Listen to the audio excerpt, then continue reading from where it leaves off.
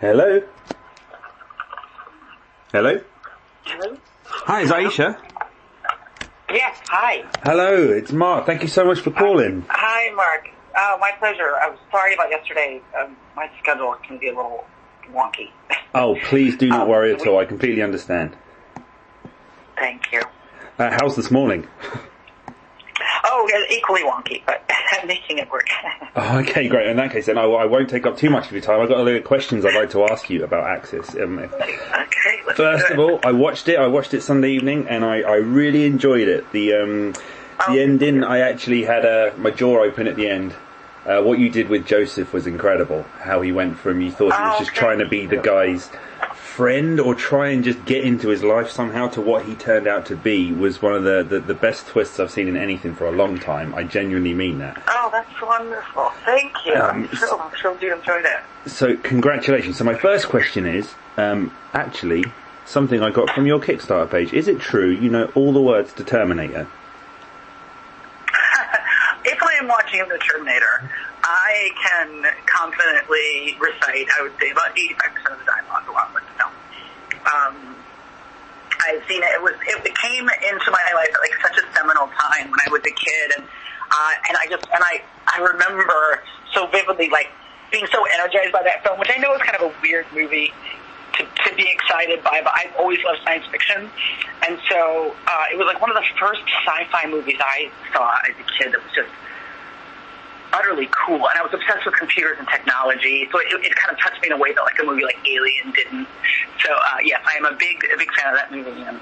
And it sounds like you must have taken some also inspiration from something all happening in one period of time, like that film's all in one night, Axis is all in one hour, one afternoon. Yeah, and I love that urgency, honestly.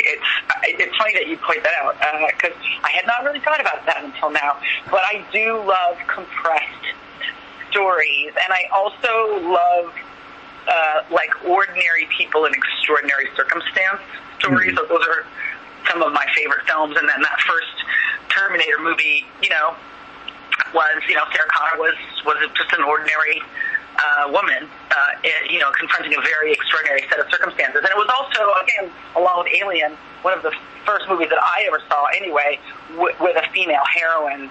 And of course Reese shows up and makes pipe bombs, but she's really the center of that story.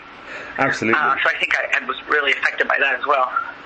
She really is. And I wanted also now to talk about Axis, but right before I do need to ask, because our festival it takes great interest in short films, and I know you worked with Emmett Hughes on a short film right before you did Axis, and I wondered if I could ask you about that film and how you got involved with those guys.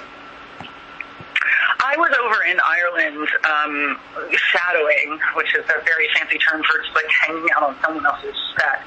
I was getting ready to direct a feature. I didn't know what it was going to be yet, and so I had been invited over by a friend who had a show over there, John Logan, who created Penny Dreadful, to come visit set. So I went, I hung out there, and I ended up hanging out on another set another show that shoots outside of Dublin called Vikings, and just spent a week in Ireland, and that's how I met Emmett Hughes, and he and another mutual friend of ours Emmett's a writer-actor, and another friend of ours who's an actor-composer, wanted to make a film together and pitched it to me and said, hey, do you want to come make a movie in Ireland? And I was like, you had me at Ireland.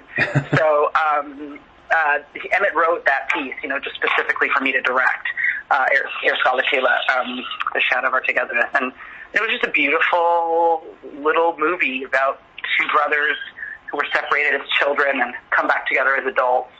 And it's almost a silent film, honestly. Most of it takes place without dialogue.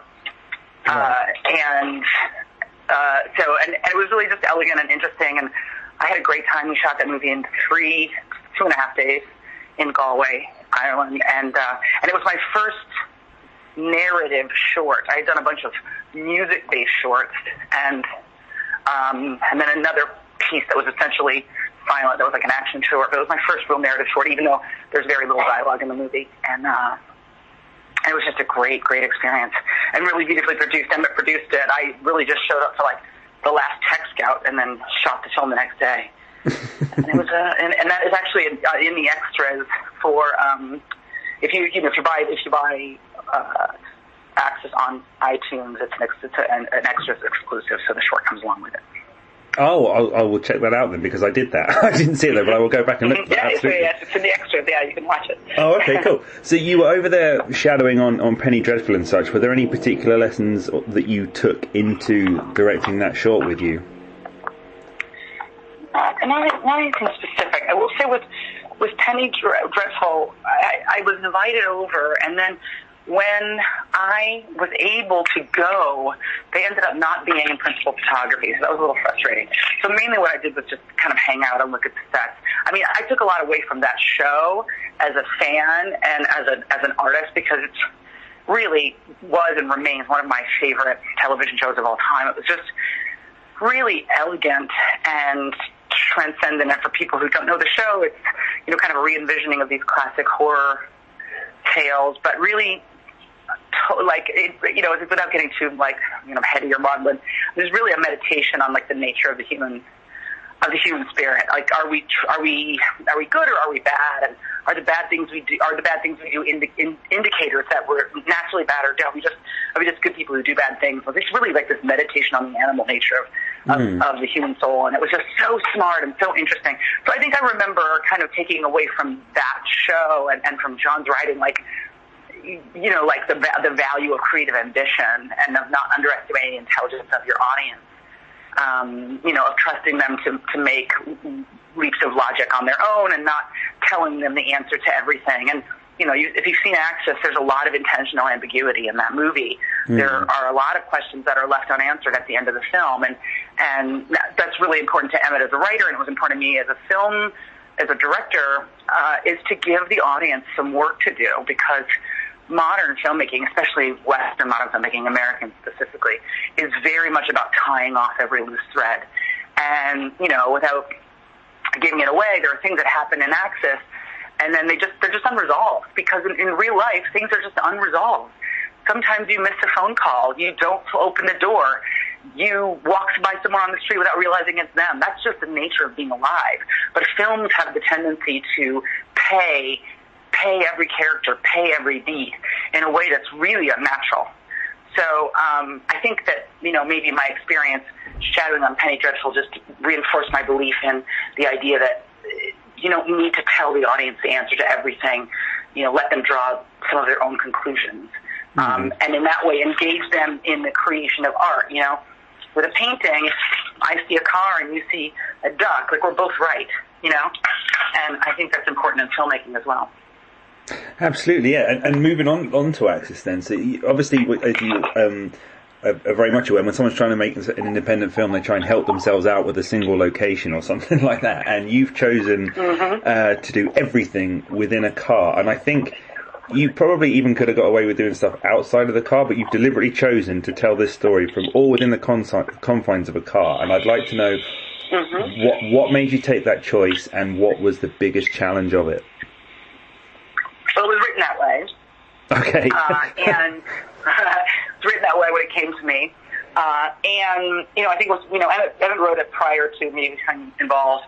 It was a project he'd been working on for a while, and he brought it to me after the short. And I remember being like, oh no, you know, what if I hate this? And I really loved it, and I loved it as a first film. Like you said, you know, with first films and with independent films, you know, it can be very smart to choose to keep everything confined to a single location. It just helps you, like, you know, manage variables. But then once we put it in the car, then it really became an act of discipline, because, you know, when you have a movie where you can move people around, move things around, change scenery, you're just giving yourself a bunch of opportunities to divert the attention of the audience or dazzle them with, you know, fripperies rather than focusing on the story and the characters.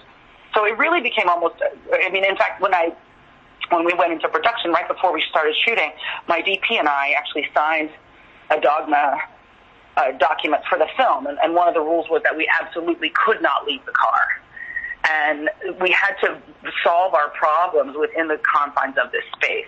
And that was an artistic discipline that we applied to the film. You know, you get out of the car and all of a sudden, you know, you've got movement, you've got other stuff. And then the construct starts to break down. So the creative discipline was to stay in the car. And in fact, every frame of the movie